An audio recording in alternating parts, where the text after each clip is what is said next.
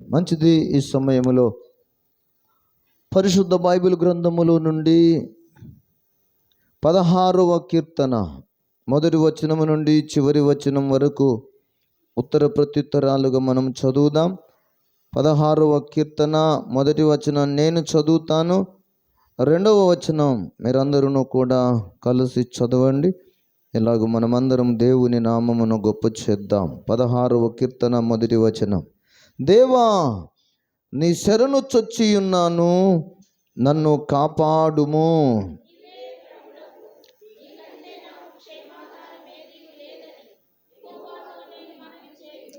నేను ఈలాగు అందును, భూమి మీదనున్న భక్తులే శ్రేష్ఠులు, వారు నాకు కేవలము ఇష్టులు.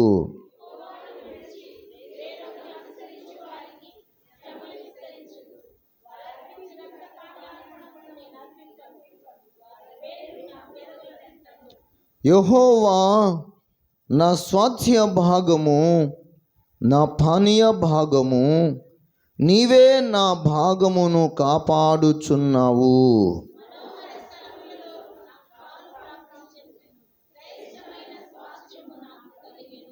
నాకు ఆలోచనకర్త అయిన యెహోవాను స్తుతించెదను.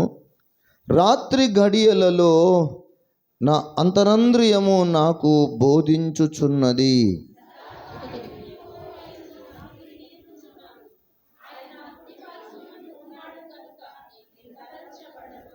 అందువలన నా హృదయము సంతోషించుచున్నది, నా ఆత్మ హర్షించుచున్నది, నా శరీరము కూడా సురక్షితముగా నివసించుచున్నది.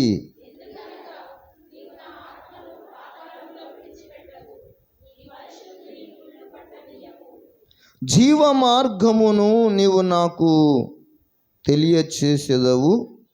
నీ సన్నిధిని సంపూర్ణ సంతోషము కలదు, నీ కుడి చేతిలో నిత్యము సుఖములు కలవు.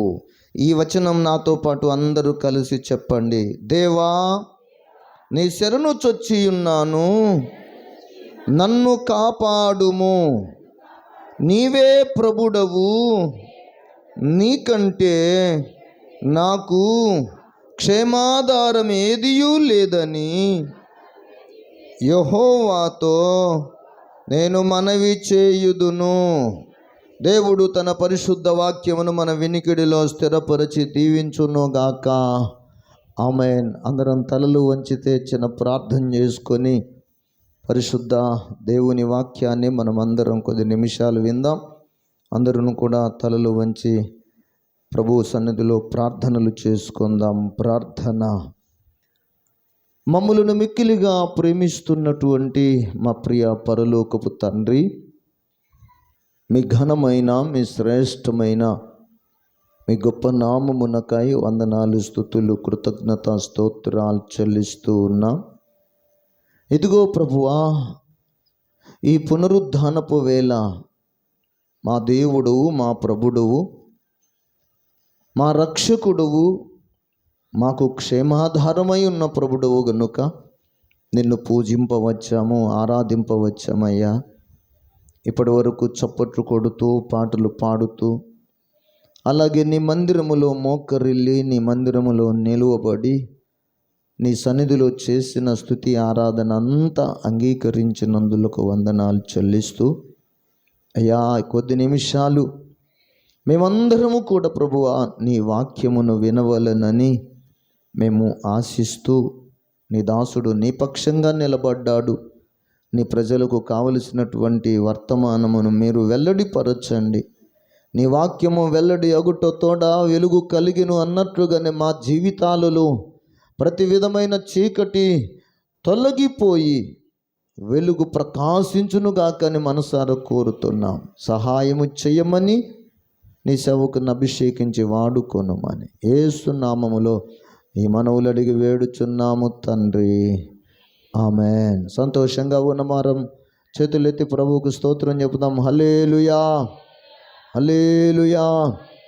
మంచిది ప్రియులరా, దేవుని బిడ్డలారా, మరి ఈ పునరుద్ధానపు వేళ ఈ ఆరాధన దినమునందు మనమందరం కూడా మరి దేవుని ఆరాధన చేయడానికి కూడి వచ్చిన మీకందరికీ శుభము కలుగునుగాక. ప్రభు పేరట హృదయపూర్వక వందనాలు తెలియజేస్తూ ఉన్నాం. ఈ సమయంలో పరిశుద్ధ బైబిల్ గ్రంథములో నుండి మనము 16వ కీర్తన, ఈ రోజున మనము 10వ వచనాన్ని ఒకసారి మనము జ్ఞాపకం చేసుకుందాం. ఎందుకనగా నీవు నా ఆత్మను పాతాళములో విడిచిపెట్టవు, నీ పరిశుద్ధుణ్ణి కుళ్ళు పట్టనీయవు, జీవ మార్గమును నీవు నాకు తెలియచేసెదవు, నీ సన్నిధిని సంపూర్ణ సంతోషమును కలదు, నీ కుడి చేతిలో నిత్యము సుఖములు కలవు. స్తోత్రం. ఈ 16వ అధ్యాయము 15వ వచనంలో ప్రశ్న ద్వారా ప్రారంభమైంది, సంపూర్ణమైనటువంటి సమాధానముతో ముగించబడుతూ ఉంది. అందుకే అందరం చేతులెత్తి మరొకసారి స్తోత్రం చెప్పుదాం. హల్లెలూయా, హల్లెలూయా. ఇక్కడ దావీదు యొక్క ప్రశ్న ఏంటంటే, ఎందుకనగా నీవు నా ఆత్మను పాతాళములో విడిచిపెట్టవు. చూడండి, ఎందుకనగా అనే ప్రశ్న ఎందుకు ఇలా ప్రశ్నిస్తున్నాడు అంటే, అంతకు ముందు వచనంలో చెబుతున్నాడు, నా హృదయము సంతోషిస్తున్నది, నా ఆత్మయును కూడా శరీరమును కూడా దేవుని యొక్క సన్నిధిలో ఆనందించుచున్నది. ఈ కీర్తన వ్రాసిన వ్యక్తిని గురించి మనం పైన చిన్న అక్షరాల్లో చదువుతాము. దావీదు రచించిన ఆ కావ్యము, దావీదు వ్రాసినటువంటి కీర్తన. దావీదును గూర్చి పరిశుద్ధ లేఖనాలు మనకు బహు తేటగా చెప్పబడుతుంది. దావీదు ఒక రాజు, దావీదు ఒక దేవుని యొక్క సన్నిధిలో ఒక ప్రవక్తగా జీవించిన వ్యక్తిగా మనం చూస్తున్నాం. దావీదు ఒక చక్కని ఆలోచనకర్త, నమ్మకమైన వ్యక్తి. అతడు రాజు కాకమునుపే ఒక రాజుగారికి అల్లుడు.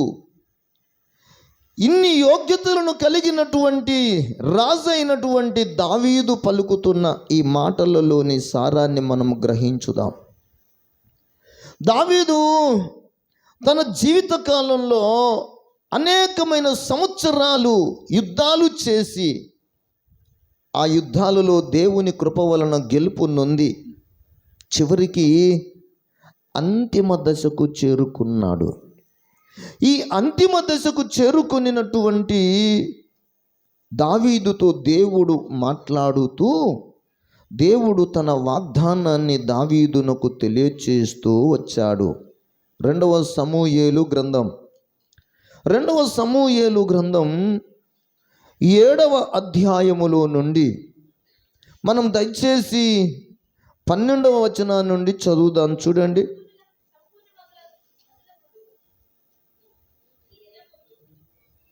ఆ 12వ వచనం.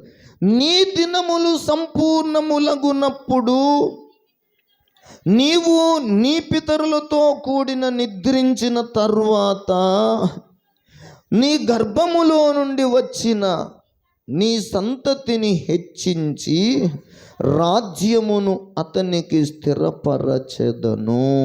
స్తోత్రం. చూడండి, దేవుడు దావీదుతో వాగ్దానం చేస్తున్న మాట.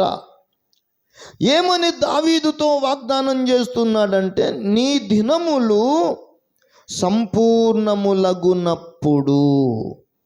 అంటే దావీదు దినములు సంపూర్ణములగుట అంటే ఏంటయ్యా అంటే, దావీదు ఈ భూమి మీద బ్రతుకు దినములన్నీ అయిపోయిన తరువాత, ఈ భూమి మీద తన దినములన్నీ అయిపోయిన తరువాత అంటే చనిపోయిన తరువాత అని అర్థం. స్తోత్రం. చూడండి, నీ దినములు, నీ బ్రతుకు దినములన్నీ అయిపోయిన తరువాత, సంపూర్ణములైన తరువాత నీవు నీ పితరులతో కూడా నిద్రించిన తరువాత నీ గర్భములో నుండి వచ్చిన నీ సంతతిని హెచ్చించి రాజ్యము అతనికి స్థిరపరచెదను. ఏ రాజ్యాన్ని గురించి దేవుడు ఇక్కడ మాట్లాడుతున్నాడు?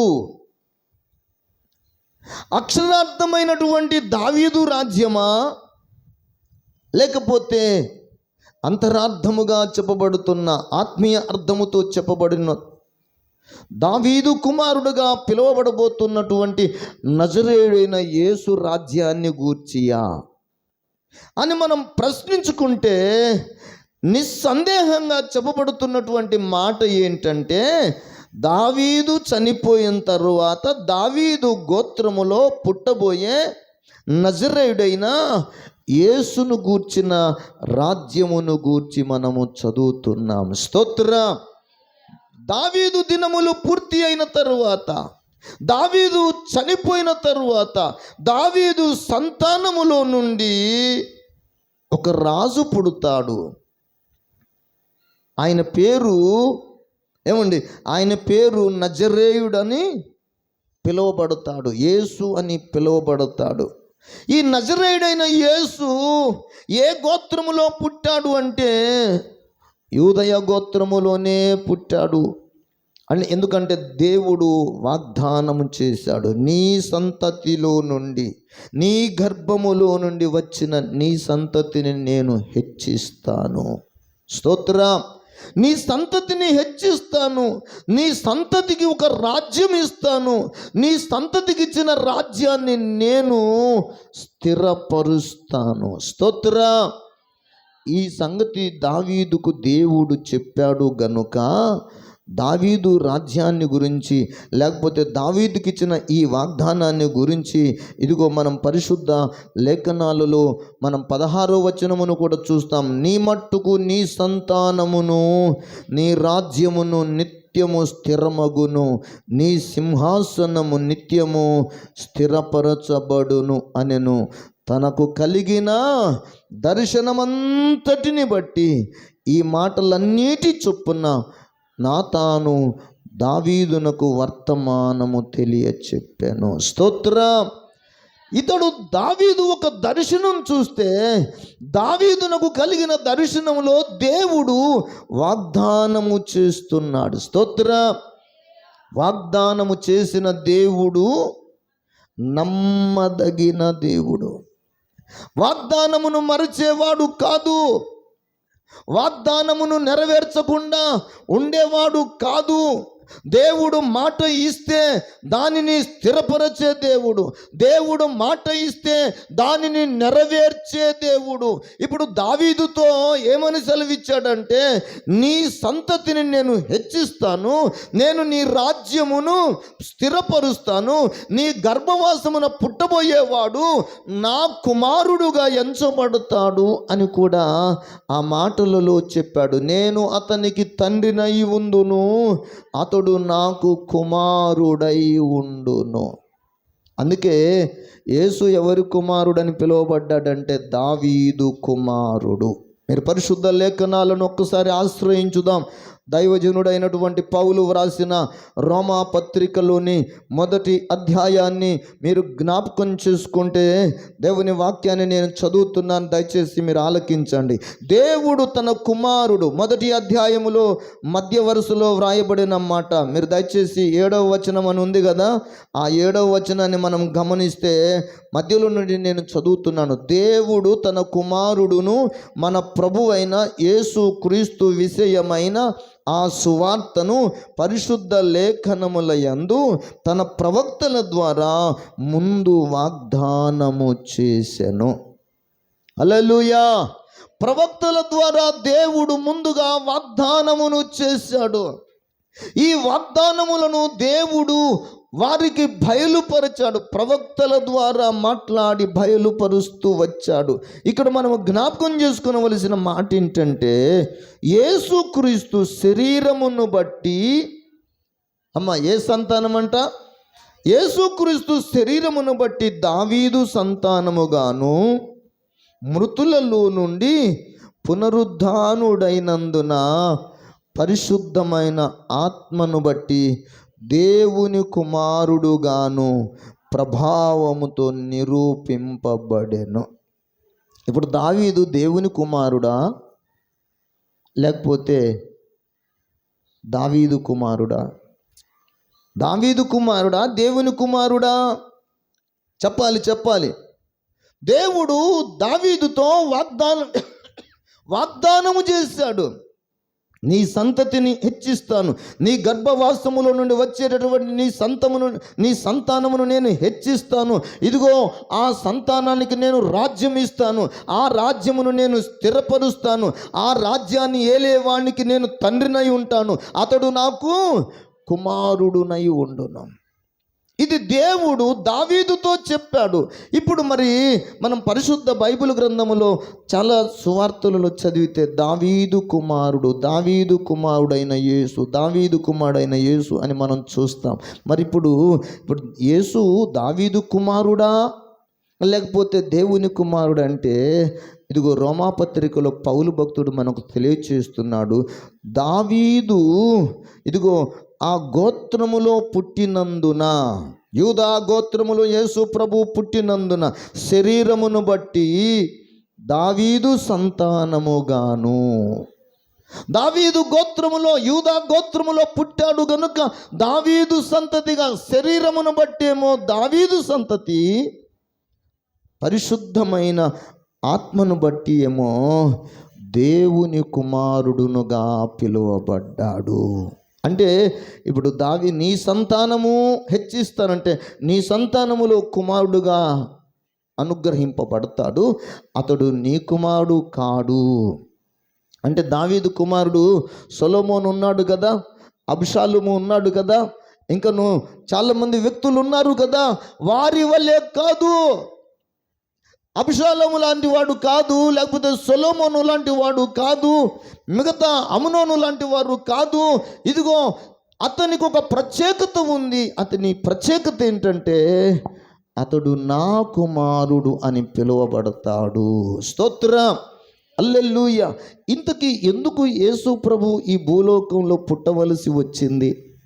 ఎందుకు ఈ భూలోకంలో యేసు ప్రభు జననం జరగవలసి వచ్చింది అంటే, ఇంతకుముందు నేను మీకు చెప్పినట్లుగా ఈ భూమి మీద దేవుని రాజ్య స్థాపన జరగాలని ఆ దేవదేవుడు సంవత్సరాల తరబడి అనాది కాలము నుండి ఆయన ఉద్దేశాన్ని నరులకు బయలుపరుస్తూ వచ్చాడు. స్తోత్రం. పితరుల ద్వారా, పూర్వకాలమునందు పితరుల ద్వారా మాట్లాడినట్లుగా ఈ దినముల అంతమందు తన కుమారుడైన వాక్య దైవము ద్వారా ఈ భూమి మీద ప్రజలందరితో మాట్లాడుతున్నాడు. భూమి మీద నా రాజ్య స్థాపన జరుగుతుంది. స్తోత్రం. ఈ భూమి మీద దేవుని రాజ్య స్థాపన జరగాలి. ఈ భూమి మీద దేవుని రాజ్య స్థాపన జరిగితే ఆ దేవుని రాజ్య స్థాపన అది స్థిరంగా ఉంటుంది. స్తోత్రం. అది అస్థిరమైనది కాదు, అది కొట్టివేయబడేది కాదు. ఆ రాజ్యము ఇదిగో కొద్ది కాలము, ఒక 30 సంవత్సరాలు, 3 నెలలో, 1 నెలలో, లేకపోతే 6 సంవత్సరాలు, 15 సంవత్సరాలు, 30 సంవత్సరాలు కాదు. ఆ రాజ్యమునకు అంతము లేని రాజ్యము. స్తోత్రం, హల్లెలూయా. ఎవరి రాజ్యం అది? యేసయ్య రాజ్యం. యేసయ్య రాజ్యానికి మరొక పర్యాయ పదమే దేవుని రాజ్యము. స్తోత్రం. దేవుని రాజ్యము ఈ భూలోకములో స్థాపింపబడడానికి నేను మీకు ఇంతకుముందు చెప్పాను, మొత్తం 7 మెట్లు ఉంటాయని చెప్పా. అందులో ఒకటి యేసుక్రీస్తు జననం, రెండవది యేసుక్రీస్తు యొక్క మరణం, మూడవది ఆయన జీవితము, తర్వాత మూడవది మరణం, నాలుగవ మాట ఏంటంటే ఆయన పునరుద్ధానము. స్తోత్రం, హల్లెలూయా. ఇప్పుడు మనము ఈ దేవుని రాజ్య స్థాపనలో 4వ మెట్టుగా ఎంచబడినటువంటి పునరుద్ధానం కాడికి వచ్చేసరికి ముందు మనమందరమును కూడా ఒక మాట ప్రత్యేకంగా జ్ఞాపకం చేసుకోవాలి. ఈ భూమి మీద యేసయ్య చనిపోయి సమాధి చేయబడినప్పుడంట, ఇదిగో మనము ఆ కాలములో వాళ్ళందరూ ఎవరైతే యేసును చంపారో, ఎవరైతే యేసును దూషించారో, ఎవరైతే యేసును హింసించారో, ఎవరైతే యేసును సిలువ వేశారో, వాళ్ళందరూ కూడా యేసు చనిపోయి సమాధి చేయబడిన తరువాత ఇదిగో దేవుని బిడ్డలారా వారందరూ అనుకున్న మాట నేను మీకు జ్ఞాపకం చేయదలుచుకున్నాను. మత్తయి సువార్త 27వ అధ్యాయములో 63వ వచనం నుండి మనము జ్ఞాపకం చేసుకుందాము. యేసయ్యను సమాధి చేయడం జరిగింది. యేసయ్య సమాధి ఎవరి సమాధి? ఆ యేసయ్య సమాధి చేసినటువంటి వ్యక్తులు ఎవరు అన్న విషయాన్ని గురించి నేను మీకు తర్వాత మీకు తెలియపరుస్తున్నాను. ముందు ఇదిగో సమాధి చేయబడినటువంటి ఆ పరిస్థితులను బట్టి నేను మీకు ఈ 62వ వచనము నుండి చూడండి. మరునాడు అనగా సిద్ధపరచు దినమునకు మరుసటి దినము ప్రధాన యాజకులను పరిసయ్యులను పిలాతు నొద్దకు కూడి వచ్చి, యేసు చనిపోయాడు, సమాధి చేయబడడానికి పిలాతు అరిమతయు యోసేపునకు అతడు అడిగినందున అరిమతయు యోసేపునకు యేసు ప్రభు శరీరాన్ని అప్పగించాడు. ఈ అరిమతయు యోసేపును మరికొందరు వ్యక్తులను కలిసి యోసేపు ఈ తన సొంత యొక్క సమాధిలో యేసు ప్రభువును సమాధి చేసి రాయినంట అడ్డం పెట్టారంట. మీరు ఈ మాటను మీరు చూడండి. ఈ టైంలోనే పరిసయ్యులను ప్రధాన యాజకులను ఎవరి దగ్గరికి వెళ్ళారంట? అండి? ఆ దేశపు పెద్ద ఆయన గవర్నర్ అంట. పిలాతు వద్దకు వెళ్ళి పిలాతు గారి దగ్గర ఇలాగూ చెప్పుకుంటున్నారు. ఏమని చెప్పుకుంటున్నాడంటే, అయ్యా, ఆ మోసగాడు, ఎవరు మోసగాడు? యేసునంటున్న మాట. ఆ వంచేవాడు, ఆ మోసగించినవాడు, ప్రజలందరినీ తన వైపుకు త్రిప్పుకొనినవాడు, ఇదిగో అతడు బ్రతికుండగా ఈ మాటలు చెప్పాడు, సజీవుడై ఉండగా ఈ మాటలు చెప్పాడు. ఏమని చెప్పాడంటే, 3 దినములైన తరువాత నేను లేచెదనని చెప్పినది మాకు జ్ఞాపకమున్నది. స్తోత్రం, హల్లెలూయా. యేసయ్య చెప్పిన మాటలు, యేసయ్య చనిపోయినా అందరి హృదయాలలో మారు మ్రోగుతూ ఉన్నాయి. స్తోత్రం. మంచివారి హృదయాలలోనే కాదు, భక్తి కలిగిన వారి హృదయాలలోనే కాదు, శత్రువుల హృదయాలలో కూడా యేసయ్య చెప్పిన మాటలు మారు మ్రోగుతున్నాయి. ఆ యేసయ్య బ్రతికున్నప్పుడు ఏం చెప్పాడంటే, ఇదిగో నేను చనిపోయిన తరువాత 3 దినములైన తరువాత నేను లేచదనని ఆ యేసు చెప్పినది మాకు జ్ఞాపకం ఉన్నది కాబట్టి 3వ దినము వరకు మేము సమాధిని భద్రం చేస్తాము. హల్లెలూయా. సమాధిని మేము భద్రం చేస్తాం, సమాధిని మేము కావలి కాస్తాం, సమాధి చుట్టూ మా సైనికులను మేము పెట్టుకుంటాం. ఎందుకంటే ఈ మాటలను మీరు జ్ఞాపకం చేసుకునండి. ఆ యేసు ప్రభు యొక్క శిష్యులు వచ్చి ఆ యేసు ప్రభువును సమాధిలో నుండి ఎత్తుకొని పోయి ఆయన మృతులలో నుండి లేచినని ఆయన శిష్యులు ప్రచారం చేస్తారేమో. అప్పుడు మొదటి జరిగిన మోసం కంటే ఇప్పుడు కడపటి కాలంలో జరిగే మోసం మరింత ఎక్కువైపోతుంది. అందుకే భూమి మీద ఇట్లాంటి మోసం జరగకుండా, భక్తి పేరు చెప్పి మోసం చేయటం జరగకుండా ఉండాలి. కాబట్టి మేమిప్పుడు ఈ సమాధి చుట్టూ కావలి కాసేవారిని మా సొంత ఖర్చులతో పెట్టుకుంటామని ప్రధాన యాజకులను, శాస్త్రులను వెళ్ళి వారు అడిగినట్లుగా మనము ఈ 65వ వచనం మత్తయి సువార్త 27:65లో చూడండి. పిలాతు కావలి వారు ఉన్నారు కదా, మీరు వెళ్ళి మీ చేతనైనంత మట్టుకు సమాధిని భద్రము చేయుడని వారితో చెప్పెను. వారు వెళ్ళి కావలి వారిని కూడా ఉంచుకొని రాతికి ముద్ర వేసి సమాధిని భద్రము చేసిరి. స్తోత్ర. సమాధి లోపల ఎవరున్నారు? చెప్పాలి. సమాధి లోపల ఎవరున్నారు? సమాధికి వెలుపల ఎవరున్నారు? కావలి వారు ఉన్నారు. లోపలేమో దేవుని రాజ్య స్థాపకుడనబడిన రారాజు ఉన్నాడు. హల్లెలూయా. యేసు రాజేమో సమాధి లోపల ఉన్నాడు, సమాధికి వెలుపల ఏమో కావలి వారు అందరూ కావలి కాస్తూ ఉన్నారు. ఎందుకు? బ్రతికున్నప్పుడు యేసయ్య చెప్పాడు. ఆయన చెప్పిన మాటలను మనము జ్ఞాపకం చేసుకుందాం. ఆయన ఏమేమి చెప్పాడంటే, ఈ దేవాలయమును పడగొట్టుడి, 3 దినములైన తర్వాత దానిని నేను తిరిగి కట్టిస్తాను, లేపుతానని చెప్పాడు. స్తోత్ర. 3 దినములైన తర్వాత ఈ దేవాలయమును పడగొట్టుడి. ఏ దేవాలయం అది? ఏమంటే ఏ దేవాలయం? పరిశుద్ధ బైబిల్ గ్రంథంలో మనం చదివితే తెలుస్తుంది. తన దేహమును దేవాలయమును గురించి చెప్పెను అని పరిశుద్ధ బైబిల్ గ్రంథంలో యోహాను సువార్త 2వ అధ్యాయం 18, 21 వచనాలను మనమంతా చదివితే అక్కడ మనకు తెలుస్తుంది. తన దేహమనే దేవాలయమును గురించి. ఈ దేవాలయమును పడగొట్టండి అంటే, తన దేహమనే దేవాలయమును పడగొట్టితే అంటే చంపబడితే, ఆ చంపబడిన ఆ యేసు అనే దేహం అనే దేవాలయము 3 దినముల తరువాత తిరిగి లేచును. స్తోత్ర. హల్లెలూయా. మార్కు సువార్త 8వ అధ్యాయం 31 వచనములో కూడా వ్రాయబడిన మాట, ఆయన 3వ దినమున తిరిగి లేచును. హల్లెలూయా.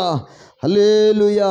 4 శుభవార్తలలో మత్తయి సువార్త, మార్కు సువార్త, లూకా సువార్త, యోహాను సువార్త, ఇవి క్రొత్త నిబంధనలోని శుభవార్తలు. ఈ క్రొత్త నిబంధనలోని సువార్తలు అన్నీను కూడా యేసు యొక్క సమాధిని గూర్చి, యేసు యొక్క మరణాన్ని గూర్చి, యేసు యొక్క పునరుద్ధానాన్ని గురించి బహుధారాళంగా ఈ దైవజనులు మన కొరకు వ్రాసి పెట్టి ఉంచారు. స్తోత్ర. హల్లెలూయా. అందుకే మనం జ్ఞాపకం చేసుకుంటున్నాం. చూడండి, యేసయ్య చనిపోయి సమాధి చేయబడినప్పుడు కావలి వారందరూ ఏం చేస్తున్నారంట? ఏం చేస్తున్నారంట? వారంతా కావలి కాస్తూ ఉన్నారు. ఆయన కావలి కాస్తూ ఉన్నారు. ఆయనను చుట్టూ వీళ్ళందరూ ఉండి కావలి కాస్తూ ఉంటే ఆ రోజు రానే వచ్చింది. ఏ రోజు? 3వ రోజు. 3 దినములైన తరువాత తిరిగి లేస్తాడని చెప్పబడిన మాట దేవుని యొక్క వాక్యములో వ్రాయబడిన ఉన్నది కదా. అందుకే దేవుని యొక్క భక్తుడును, దావీదు భక్తుడును మనం చదువుకున్న ఈ 16వ కీర్తనలో ఒక ప్రవచనానుసారమైన మాట చెప్పుతూ ఉన్నాడు. దేవా, నా ఆత్మను నీవు పాతాళములో విడిచిపెట్టవు, నీ పరిశుద్ధుణ్ణి కుళ్ళు పట్టనీయవు, జీవ మార్గమును నీవు నాకు తెలియచేసేదవు, నీ సన్నిధిని సంపూర్ణ సంతోషమును కలదు, నీ కుడి చేతిలో నిత్యము సుఖము కలవు. ఈ 10వ వచనాన్ని మీరు చూడండి. నా ఆత్మను పాతాళములో విడిచిపెట్టవు. ఇప్పుడు దావీదు భక్తుడా, భక్తి లేనివాడా? చెప్పాలి. భక్తుడా, భక్తి లేనివాడా? ఎలీషా భక్తి కలిగినవాడా, భక్తి లేనివాడా? యెహోషువ భక్తి కలిగినవాడా, భక్తి లేనివాడా? మోషే భక్తి కలిగినవాడా, భక్తి లేనివాడా? పరిశుద్ధ బైబిల్ గ్రంథంలో మీరు జ్ఞాపకం చేసుకునండి. దేవుని వాక్యం సెలవిస్తుంది, ఆదాము మొదలుకొని మోషే వరకు అందరూ కూడా చనిపోయారు. చనిపోయిన వాళ్ళందరూ కూడా ఎక్కడ ఉన్నారయ్యా అంటే, వాళ్ళందరూ కూడా పాతాళములోనే ఉన్నారు. ఈ మాటను జ్ఞాపకం చేసుకోవడానికి పరిశుద్ధ ఆదాము మొదలుకొని మోషే వరకు, రోమాపత్రిక 5వ అధ్యాయములోని మాట, మరణము ఏలెను, ఆదాము రాబోవు వానికి గురుతై ఉండెను. చూడండి, ఇక్కడ 14వ వచనంలో చెప్పబడుతున్న మాట, ఆదాము చేసిన అతిక్రమమును బోలి పాపము చెయ్యని వారి మీద కూడా ఆదాము మొదలుకొని మోషే వరకు మరణము ఏలెను. పాపము చెయ్యని వారి మీద కూడా. పాపములు రెండు రకాల పాపాలు. ఒకటి జన్మము వలన వచ్చిన పాపము, రెండవది క్రియల వలన వచ్చిన పాపము. ఇప్పుడు జన్మ పాపము ఉంది, రెండవది క్రియల పాపము ఉంది. మీరు జ్ఞాపకం చేసుకునండి, జన్మ పాపము వలన శారీరక మరణం వచ్చింది. క్రియల పాపము వలన మనకందరికీ రెండవ మరణము వస్తుంది. ఆ రెండవ మరణం ఏమని చెప్పబడిందంటే అగ్నిగుండము అని చెప్పబడింది. స్తోత్రం. అయితే ఇక్కడ మనము ఆదాము మొదలుకొని యేసుక్రీస్తు ఈ భూమి మీద వచ్చి ఆయన చనిపోయే గడియ వరకు ఉన్నటువంటి సిలువతో, యేసుతో పాటు సిలువ వేయబడిన దొంగల యొక్క మరణము వరకు అందరూ కూడా వాళ్ళు ఎక్కడికి వెళ్ళారయ్యా అంటే, చనిపోయిన వాళ్ళు భక్తులందరూ ఎక్కడికి వెళ్ళారయ్యా అంటే పాతాళములోనికి వెళ్ళారు. భక్తులు కూడా పాతాళములోనే ఉన్నారు. అందుకే దావీదు భక్తుడు కనుక దావీదు కూడా పాతాళానికే వెళ్ళాడు. కానీ ఆయనకు ఒక విశ్వాసం ఉంది, ఆయనకు ఒక నిరీక్షణ ఉంది, ఆయనకు ఒక ధైర్యం ఉంది. ఆ విశ్వాస నిరీక్షణ ధైర్యం ఏమిటంటే దేవుని సన్నిధిలో అంటున్నాడు. విశ్వాసానికి కర్త అయిన దేవుని వైపు చూసినప్పుడు దేవుని చిత్తానుసారమైన ఉద్దేశం కలిగినటువంటి భక్త దావీదుకు దేవుడు బయలుపరిచినటువంటి సందేశం ఏంటంటే, సత్యం ఏమిటంటే, దేవా నా ఆత్మను పాతాళములో విడిచిపెట్టవు. ఇప్పుడు నేను వెళ్తున్నా, పాతాళానికి వెళ్తున్నా కానీ అక్కడ నన్ను విడిచిపెట్టవు. హల్లెలూయా. పాతాళము ఎవరి స్వాధీనములో ఉంది? ఏమండి, పాతాళము ఎవరి స్వాధీనములో ఉంది? ఆదాము మొదలుకొని మోషే వరకు మరణము ఏలెను. మరణము, పాతాళానికి అధిపతి మరణము. మరణము అనగా సాతాను, మరణము అనగా అపవాది. అపవాది యొక్క కబంధ హస్తాలలో పాతాళము ఉంది. పాతాళము సాతాను యొక్క స్వాధీనములో ఉంది. పాతాళములో బంధింపబడినటువంటి భక్తులందరూ కూడా అక్కడే ఉండారు, వాని ఏలుబడిలోనే ఉన్నారు. అందుకే వాళ్ళందరూ కూడా విశ్వాసముతో, నిరీక్షణతో వాళ్ళు ఎదురు చూస్తున్నారు. ఒకరోజు రాబోతుంది, నా దేవుడు, నేను నమ్మిన నా దేవుడు, నా రక్షకుడు, నా ప్రభువు, నా రక్షకుడు, నా ప్రభువు ఒక రాజ్య స్థాపన చేస్తానని చెప్పాడు. ఆ రాజ్య స్థాపనలో నేను ఆ దేవునితో యుగయుగాలు ఉండాలనేది దేవుడి సంకల్పము గనుక ఒకరోజు నా జీవితంలో ఈ పాతాళము నుండి నన్ను విడిపిస్తాడు, విడిపించేవాడు ఖచ్చితంగా వస్తాడు అనేటటువంటి నమ్మకం అందరికీ కలిగింది. స్తోత్రం. భక్తులందరి నమ్మకం ఇదే. భక్తులందరి యొక్క నమ్మకము ఇదే. ఈ భూమి మీద నివసిస్తున్న అందరి ఆశ అదే. ఏ మనుషుడు కరువుతో చచ్చిపోవాలని కోరుకోవటం లేదు. ఏ మనుషుడు ఈ భూమి మీద యుద్ధములతో మునిగిపోయి చనిపోవాలని ఏ వ్యక్తి కోరుకోవటం లేదు. ప్రతి వ్యక్తి యొక్క జీవితంలో ఏమి కావాలని కోరుకుంటున్నాడంటే, దేవుని బిడ్డలారా, ప్రతి మనుషునికి నీతి కావాలనే కోరిక, సమాధానం కావాలనే కోరిక, ప్రతి మనిషి తన జీవితంలో సంతోషభరితమైన జీవితమే కావాలనేదే కోరిక. హల్లెలూయా. అందుకే దావీదు కూడా తన దేవుని వైపుకు చూస్తున్నాడు. దేవా, నా యొక్క ఆత్మను పాతాళములో విడిచిపెట్టవు, పాతాళములో విడిచిపెట్టవు. చూడండి, ఆ మాటను మీరు జ్ఞాపకం చేసుకునండి. ఎందుకనగా నీవు నా ఆత్మను పాతాళములో విడిచిపెట్టవు, నీ పరిశుద్ధుణ్ణి కుళ్ళు పట్టనీయవు. హల్లెలూయా, హల్లెలూయా. ఇక్కడ చెప్పబడినటువంటి నీ పరిశుద్ధుణ్ణి కుళ్ళు పట్టనీయవు. మీరు పరిశుద్ధ లేఖనాలలో మీరు జ్ఞాపకం చేసుకుందాం. ఒక్కసారి అపోస్తులుల కార్యగ్రంథములలోనికి రండి. అపోస్తులుల కార్యగ్రంథములో 2వ అధ్యాయములోనికి మనము వచ్చినట్లయితే దేవుని బిడ్డలారా, దేవుని వాక్యం మనకు తెలియచేస్తున్నటువంటి మాట మీరు జ్ఞాపకం చేసుకుందాం. 24వ వచనాన్ని మీరు చూడండి, లేక 23 నుండి. దేవుడు నిశ్చయించిన సంకల్పమును ఆయన భవిష్యత్ జ్ఞానమును అనుసరించి అప్పగింపబడిన ఈయనను మీరు దుష్టుల చేత సిలువ వేయించి చంపితిరి.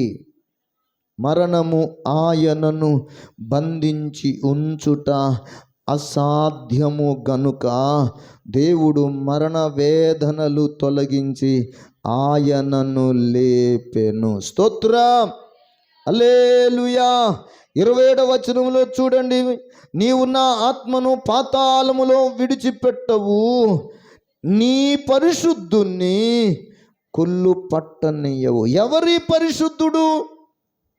ఏమండి, ఈ చనిపోయి 3 రోజులు సమాధిలో ఉంటే కుళ్ళు పట్టని ఈ సజీవుడైనబడిన, లేకపోతే ఈ కుమారుడనబడిన ఈయన ఎవరు? చనిపోయిన తర్వాత కుళ్ళు పట్టకుండా సమాధిలో ఉన్న వ్యక్తి ఈయన ఎవరు అంటే బైబిల్ గ్రంథం తెలియచేస్తుంది మాట, ఆయన ప్రియకుమారుడనబడిన నజరేయుడైన యేసు. స్తోత్రం.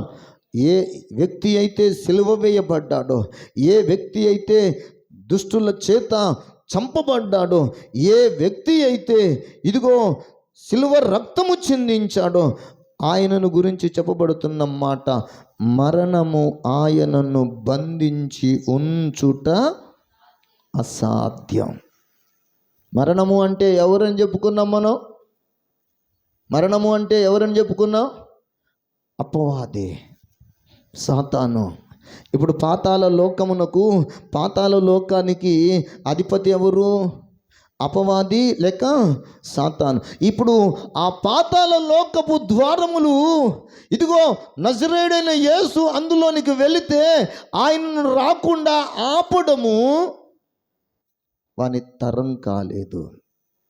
అక్కడ ఆదామును ఆపాడు, అక్కడ అబ్రహామును ఆపాడు, ఇస్సాకును ఆపేశాడు, యాకోబును ఆపాడు, 12 గోత్రకర్తలను ఆపేశాడు, మోషేను ఆపేశాడు, యెహోషువను ఆపేశాడు, ఎలీషాను ఆపేశాడు, గిద్యోనును ఆపేశాడు, దావీదును ఆపేశాడు, భక్తాగ్రేసరులందరినీ ఆపేశాడు. ఆ తరువాత కొన్ని వేల సంవత్సరాల తరువాత దావీదు కుమారుడుగా పుట్టిన యేసును ఈ పాతాళ లోకములోనికి వెళితే మరలా తిరిగి వస్తే వెళ్ళడానికి తిరిగి రావడానికి ఎవరికి అధికారం ఉందంట? యేసుకు మాత్రమే అధికారం ఉంది. ఆపగలుగుటకు ఎవ్వనికి అధికారము లేదు. స్తోత్రం. అందుకే బైబిల్ చెలవిస్తున్నటువంటి మాట, మరణము ఆయనను బంధించి ఉంచుట అసాధ్యము. స్తోత్రం.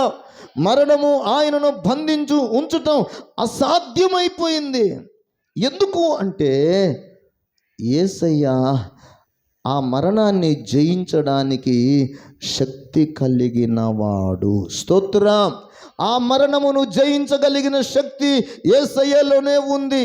అపవాదిని జయించగలిగే శక్తి యేసయ్యలోనే ఉంది.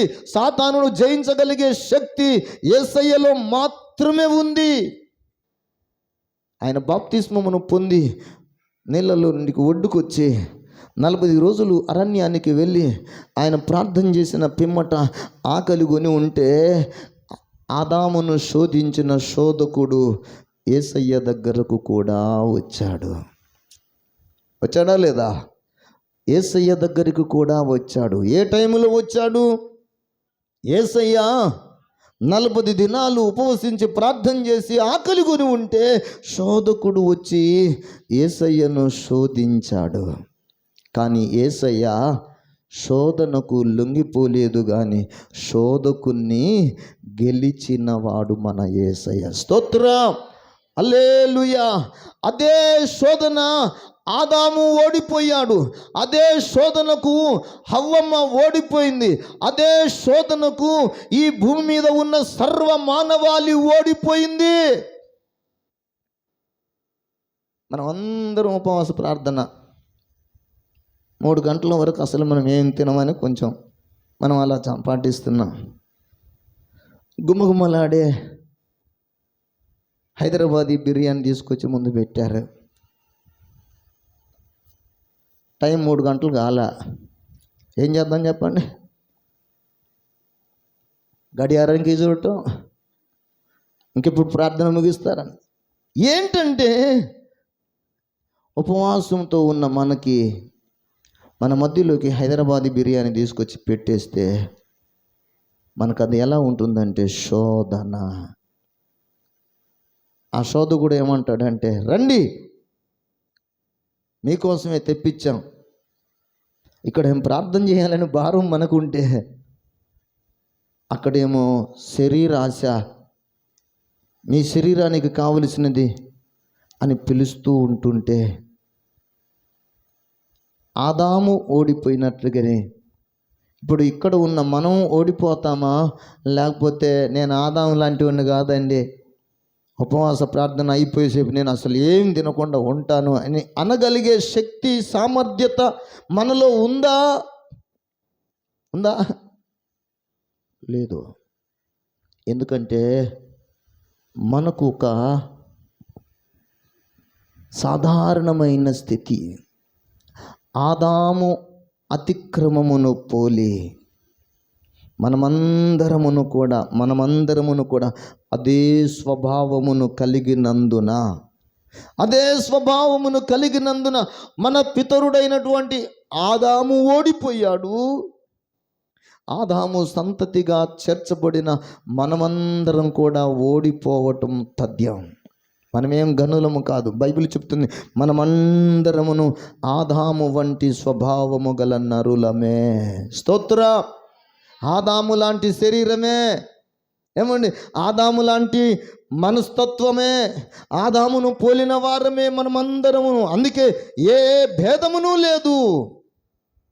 ప్రతివాడును కూడా ఆ శోధకుడి వలన, ఆ అపవాది వలన, ఆ సాతాను వాని వలన అందరూ ఓడిపోయారు. కానీ యేసు మాత్రము ఓడిపోలేదు. స్తోత్రం చెబుదామా? యేసు ఎందుకు ఓడిపోలేదు అంటే, మనం పరిశుద్ధ లేఖనాలలో ఈ దేవుని రాజ్య స్థాపన చేయడానికి పుట్టబోయే వ్యక్తిని గురించి, ఆ ప్రభువుని గురించి చెప్పబడిన మాట, ఆ దేవుని రాజ్య స్థాపన చేసేవాడు పరిశుద్ధుడై ఉంటాడు. స్తోత్రం. ఆయన జన్మరీత్యా ఆయన పరిశుద్ధుడు. హల్లెలూయా. ఆయన పరిశుద్ధుడు. ఆ మాటను మీరు జ్ఞాపకం చేసుకోనండి.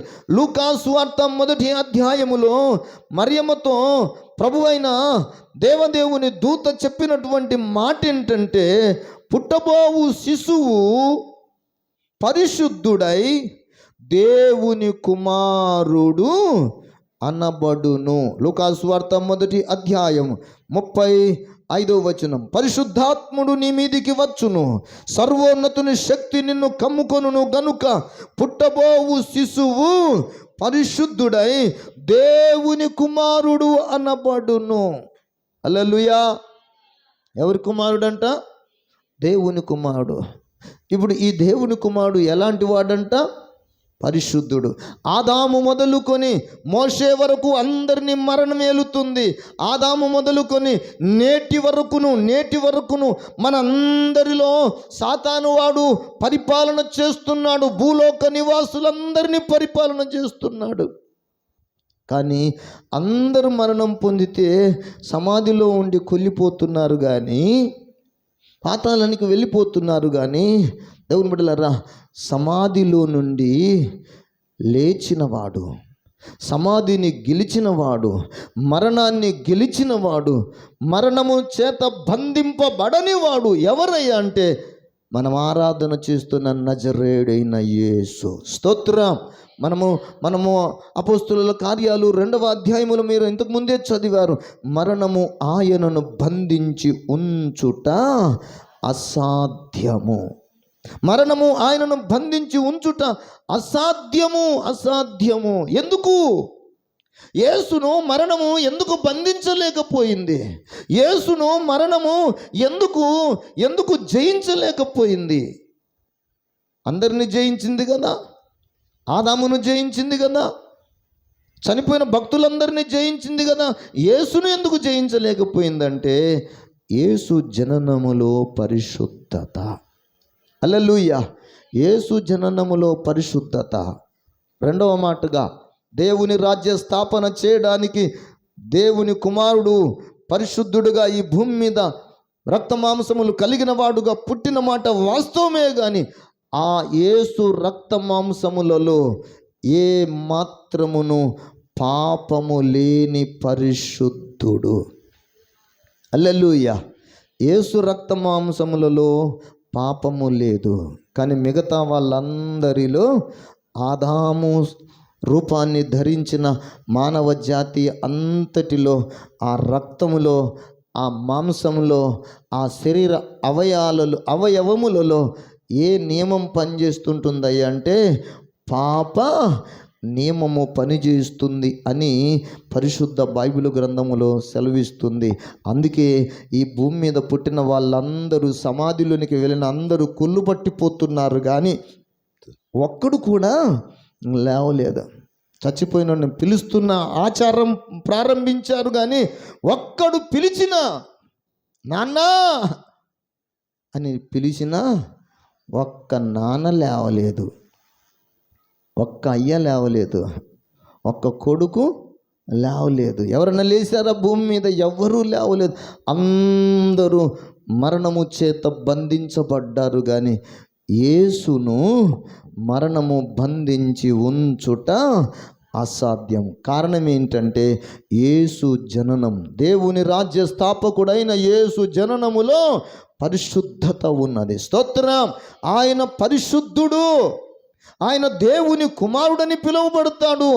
ఆయన పరిశుద్ధాత్మని శక్తి వలన ఈ భూమి మీదికి దేవుని రాజ్య స్థాపన నిమిత్తమై వచ్చినటువంటి వాడు గనుక ఆయనను మరణము బంధించి ఉంచుట అసాధ్యము.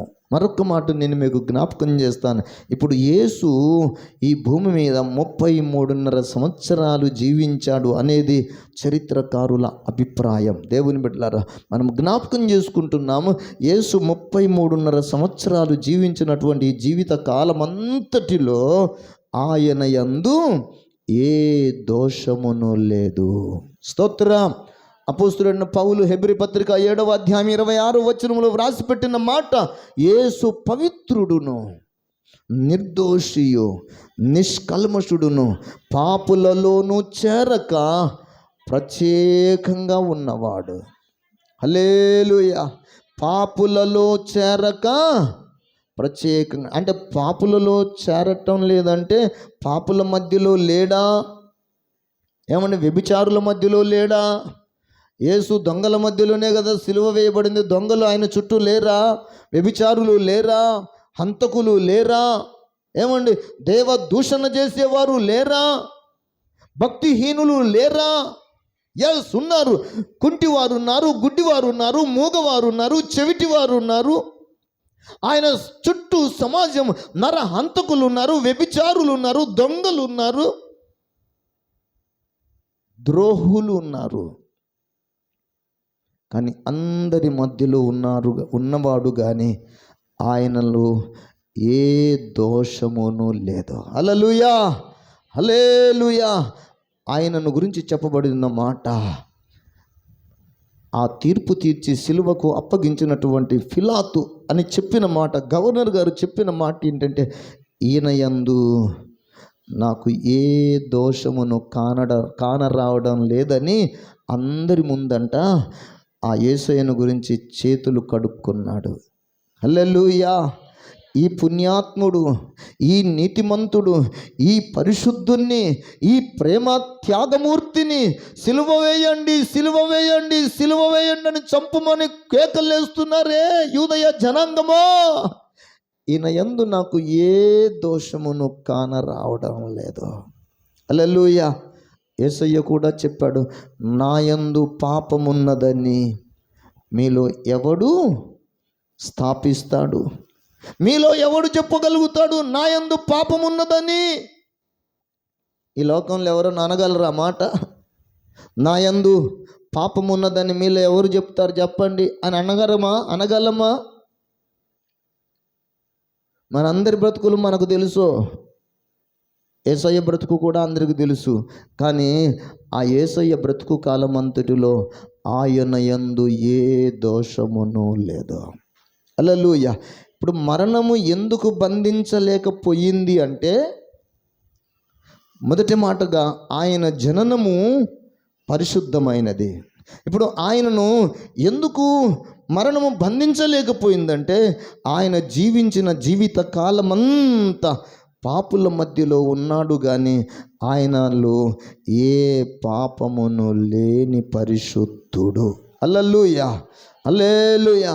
ఆయన యందు ఏ పాపమును లేదు. మూడవ మాటగా నేను మీకు జ్ఞాపకం చేస్తున్నాను, ఆయన ఇదిగో మరణమును పొందాడు. నిజమే, ఆయన పొందిన మరణము ఎందుకయ్యా అంటే మనుషులందరికీ ప్రయోజనం కలిగించుట కొరకు. స్తోత్రం. యేసు యొక్క మరణం, యేసు ఎందుకు చనిపోవలసి వచ్చింది, యేసు ఎందుకు ఈ భూమి మీద తన రాజ్యాన్ని స్థాపించడం కోసం ఎందుకు చనిపోవలసి వచ్చిందంటే, నేను మీకు ముందే చెప్పాను, మరణ శాసనం రాసిన వాడు దేవుడే గనుక దేవుడు తన రాజ్య స్థాపనను చేయాలి అంటే మనుషులందరి కొరకు ఆ దేవుడే చనిపోవాలి. స్తోత్రం. ఆ దేవుడు చనిపోవాలి అంటే దేవుడు పుట్టాల్సి వచ్చింది. పుట్టాడు, కన్యగర్భమునందు ఈ భూమి మీద యేసుగా పుట్టాడు గనుక ఆయన జీవితములో పరిశుద్ధత, ఆయన యొక్క జననములో పరిశుద్ధత, ఆయన మరణములందు కూడా పరిశుద్ధముగానే కనబడుతుంది. స్తోత్రం. ఆయన మరణము ఎందుకు పరిశుద్ధమైనదని చెప్పవలసి వచ్చిందంటే, ఆయనను గురించి లేఖనం సెలవిస్తుంది. దేవుని బిడ్డలారా, ఆయన పునరుద్ధానాన్ని గురించి దేవుని లేఖనం మనకు తెలియచేస్తుంది ఏంటంటే, ఆయన, మీరు 1 కొరింథీ పత్రిక 15వ అధ్యాయం 3వ వచనాన్ని మనము జ్ఞాపకం చేసుకుందాం. ఒకసారి చదువుతారన్నమాట. నేను మీకు అప్పగించి తిని, అది ఏమనగా లేఖనముల ప్రకారము క్రీస్తు మన పాపముల నిమిత్తము, హల్లెలూయా, హల్లెలూయా, పరిశుద్ధమైనటువంటి మరణం. యేసు మరణములో పరిశుద్ధత ఉంది. ఏమిటయ్యా ఈ పరిశుద్ధత అంటే, తప్పు చేసి శిక్షింపబడటం కాదు. ఇది పరిశుద్ధుడై ఉండి, నీతిమంతుడై ఉండి, ఏమండి మాట మాత్రము సెలవిస్తే సమస్తమును చేయగలిగినటువంటి సమర్థుడనై ఉండి కూడా ఆయన మరణం పొందాడు. చూశారు, అది పరిశుద్ధమైన మరణము, అన్ని చేయగలిగిన శక్తి కలిగిన మరణం. ఆ మరణము ఎందుకయ్యా అంటే, మనుషులందరి కొరకు ఒకడు చనిపోతేనే మనుషులందరికీ ప్రయోజనం చేకూరుతుంది. స్తోత్రం. దేవుని రాజ్య స్థాపన జరిగితే మనుషులకు జరిగే ప్రయోజనం ఏంటో తెలుసా? దేవుని రాజ్య స్థాపన జరిగితే ఆ దేవుని రాజ్య స్థాపనలోనికి నీవు నేను అందరము చేరితే కలిగే ప్రయోజనం ఏంటో తెలుసా? నెంబర్ 1, నీతి లేని మనకు నీతి దొరుకుతుంది. స్తోత్రం. నెంబర్ 2, ఆ దేవుని రాజ్య స్థాపనలోనికి మనం ప్రవేశించగలిగితే సమాధానం అంటే ఏంటో తెలియదు. మన వాళ్ళు పాట పాడతారు, మనుషులు కలిసినా ఏం కలవమంట, మనసులు కలవవు. మనదందరిది ఒకే ఊరు కనుక, మనదంతా ఒకటే గుడి కనుక, ఈ గుడిలోకి వచ్చినప్పుడన్నా లేకపోతే ఆ పొలం పనిలోకి వెళ్ళినప్పుడన్నా మనం అందరం పనులు ఒకటే పని చేస్తాం, ఒకే గుడికి వస్తాం, మనుషులంగా అందరం కలిసి కూర్చుంటాం. కానీ ఏం కలవదంట, మనస్సులు కలవవు. అంటే ఏమొచ్చింది వీళ్ళిద్దరి మధ్య? ఎడముఖం పెడముఖం ఎందుకు వచ్చిందంటే ఇద్దరికి సఖ్యత లేదు, ఐక్యత లేదు, సమాధానము లేదు. కానీ యేసు మరణం ఇద్దరు వ్యక్తులను ఉభయులను ఏకం చేయడానికి యేసు పరిశుద్ధుడైన దేవుడు మరణించవలసి వచ్చినది. స్తోత్రం. అందుకే మనకు దేవుని వాక్యం సెలవిస్తుంది, లేఖనముల ప్రకారము క్రీస్తు మన పాపముల నిమిత్తము మృతి పొందెను, తర్వాత సమాధి చేయబడెను, మూడో మాటగా మృతులను పొంది సమాధి చేయబడిన ఆయన మూడవ దినమున లేపబడెను. దేని ప్రకారము? చెప్పాలి. దేని ప్రకారం యేసు చనిపోయింది? దేని ప్రకారము? మరణ శాసనము ప్రకారం. శాసనము ముందా తరువాతన? మనం ముందు పుట్టామా, శాసనం ముందు పుట్టిందా? చెప్పండి. మన భారతదేశపు రాజ్యాంగం ముందా, మనం ముందా? రాజ్యాంగమే ముందు అంటారా? కాదు, మనమే ముందు, తర్వాత మన కొరకు రాజ్యాంగం. ఈ రాజ్యాంగానికి రచయిత ఎవరంటే అంబేద్కర్ అంట. అంబేద్కర్కు ప్రేరకుడు ఎవరయ్యా అంటే సృష్టికర్త అయిన దేవుడే. స్తోత్రం. ధర్మశాస్త్రం రాసిన వాడు దేవుడు, దానిని మోషేకు అందించిన వాడు దేవుడు. స్తోత్రం. అంటే ఇప్పుడు రాజ్యాంగము మనుషుల కొరకు వ్రాయబడింది, కానీ మనుషుడికి ఎవడికి తెలియదు రాజ్యాంగం ఎలా ఉంటుందో. కానీ ఆ దేవుడే మానవ జీవితాలకు కావలసినటువంటి ప్రకృతి సంబంధమైన భారతదేశపు రాజ్యాంగాన్ని గురించి నేను చెప్పటం లేదు. ప్రపంచానికి ఈ మానవులు ఎలా మసలుకోవాలో, ఎలా నడుచుకోవాలో, ఎలా ప్రవర్తించాలో, వారి ఆస్తి హక్కేంటో, వారి స్వేచ్ఛ ఎలా ఉంటుందో, వారి జీవిత విధానాలకు ఏ విధంగా భంగం కలగకుండా, ఒకడి వలన ఒకడికి నష్టం జరగకుండా ఈ సమాజమంతటిలో ఐక్యత కలిగి, ఈ సమాజమంతా సమానత్వం కలిగి, ఈ సమాజమంతా సమాధానము కలిగి, నీతి కలిగి అందరూ ఆనందించగలిగే రాజ్యం కావాలని దేవుడు ఆదిలోనే, భారత రాజ్యాంగం కంటే ముందే దేవుడు పరలోకమందు రాజ్యాంగం రాసి పెట్టాడు. స్తోత్రం. ఈ రాజ్యాంగాన్ని మార్చగలుగుతావేమో, ఈ భూమి మీద రాజ్యాంగాలను మార్చగలుగుతానేమో.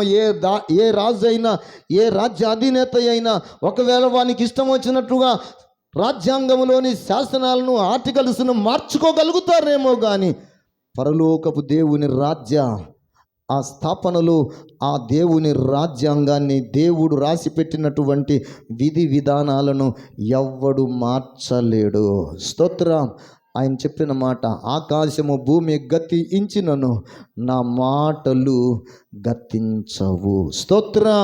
ఆయన రాజ్యంలో ఏమి ఉండాలని కోరుకున్నాడంటే, నా రాజ్యములో ఎప్పటెప్పటికి నీతే వర్ధిల్లాలి, నా రాజ్యములో సమాధానమే ఉండాలి, నా రాజ్యములోని వచ్చిన పౌరులందరి జీవితాలలో నిత్య సుఖములు, నిత్య సంతోషమే ఉండాలి.